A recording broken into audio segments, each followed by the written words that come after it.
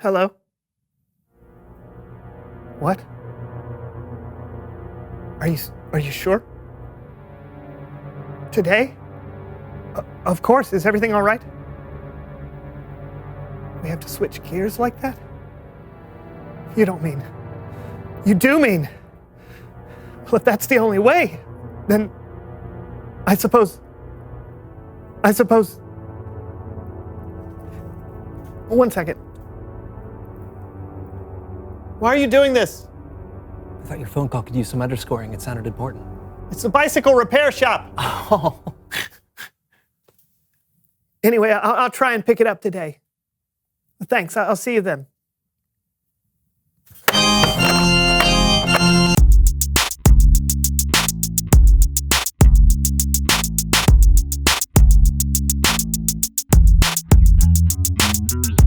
Hello, my name is Brandon. And I'm John. And this is the So-and-So Show. And I got a synthesizer. Why, though? Oh, come on. Brandon, this is the big time. We have to bring some snap and pizzazz back into this show. And all the other shows, they have their own synthesizer. I just want to get in on it. What other shows are you talking about? All of them. All of them. Do you really want to be the only show that doesn't have dramatic underscoring? I guess I've never thought about it. Well, think about it right now.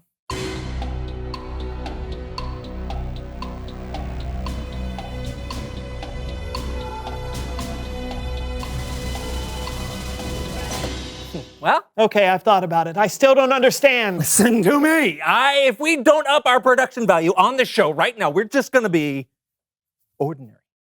Say it isn't so. Come on, I mean it. Okay. Can you just imagine a show without music? It's okay. You know what? Tell me a joke. Tell me a joke. Yeah. Something funny. Be funny. Okay, Be funny, Brandon. I got one. Okay. I got one. What did one plate say to the other plate? What? Dinner's on me. You get...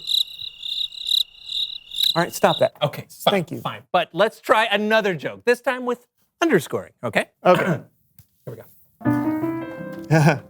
Okay, what's brown, hairy, and wears sunglasses? What, Brandon? A coconut on vacation. Oh!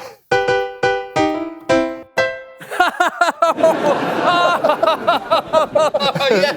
Oh, yeah. See, isn't this better? Yeah. All right, fine. Oh. You can underscore the show. Yes. I just hope that this doesn't have some unforeseen consequences. On this show? Surely not. So today,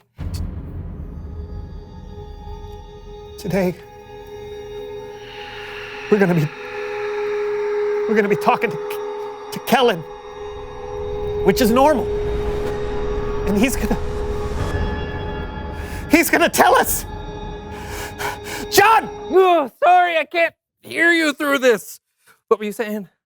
I don't recall what I was trying to say because I was interrupted. But it's fine. I just have to keep talking with intensity. If I do that, no one will notice that what I'm saying doesn't make any sense. Bananas! Telephone! Houseplant! Laptop! Framed picture! I pet a kitty cat's tummy and I feel great! What are you doing? I'm sorry. It was just you were getting so funny. You were getting so into it. Ah! Oh!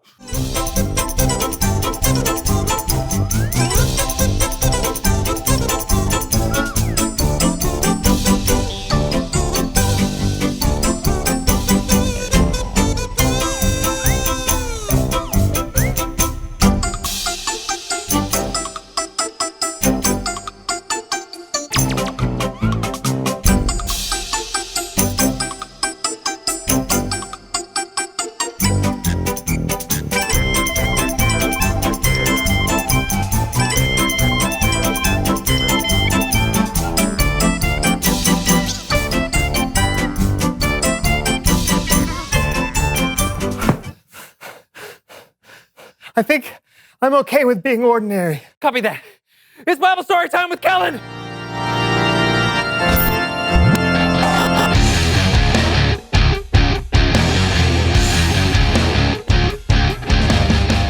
Hey guys.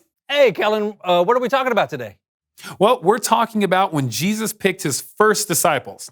Here's a little laundry theater.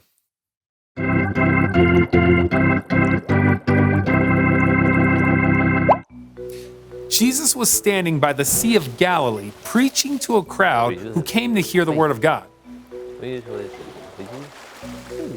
When he was done teaching, Jesus got into a boat that belonged to a fisherman named Simon, who is also called Peter. Jesus said, "Put out into deep waters, let down the nets so you can catch some fish." Peter replied, "Jesus, we've worked hard all night and haven't caught anything. But because you say so, I will let down the nets."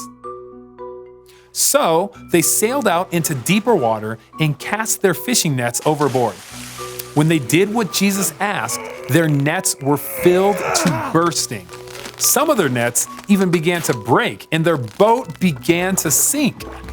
Immediately, Peter fell to his knees in front of Jesus, and he said, "Go away from me, Lord. I am a sinful man." "Don't be afraid," Jesus said. "From now on, you will fish for people." Peter and his friends, James and John, left their boats and nets behind and became Jesus' disciples. Later, Jesus happened upon a tax collector named Levi.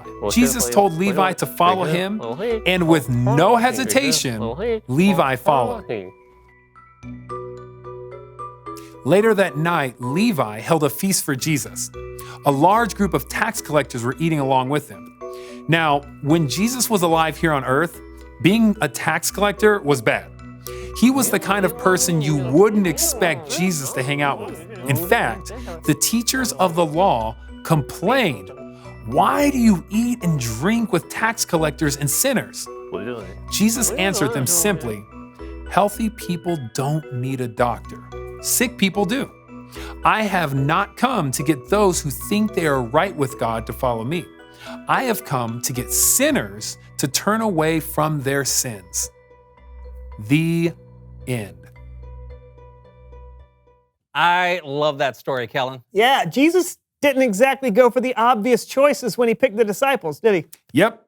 Jesus could have picked the smartest people or the most important ones or the ones who read the Bible from cover to cover to be his disciples. But he didn't. He chose people that might have seemed ordinary to everyone else. Fishermen and tax collectors and sinners. People like us, by the way. Why do you do that? I think it was so that everyone would know Jesus cared about people. Rich and poor, good and bad, famous and ordinary. He wanted everyone to feel like they could belong, even sinners like you and me. That is awesome.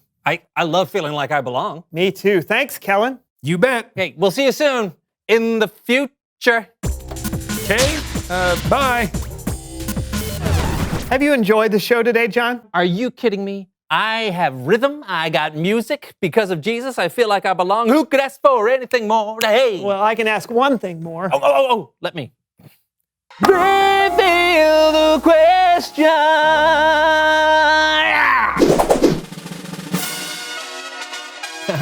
Where do you feel like you belong? Yeah, maybe you feel like you belong when you're at home or when you're at church. Or you could feel like you belong when you're doing something that you love, like playing a sport or dancing or hosting a show with your best friend. Oh, thanks, buddy.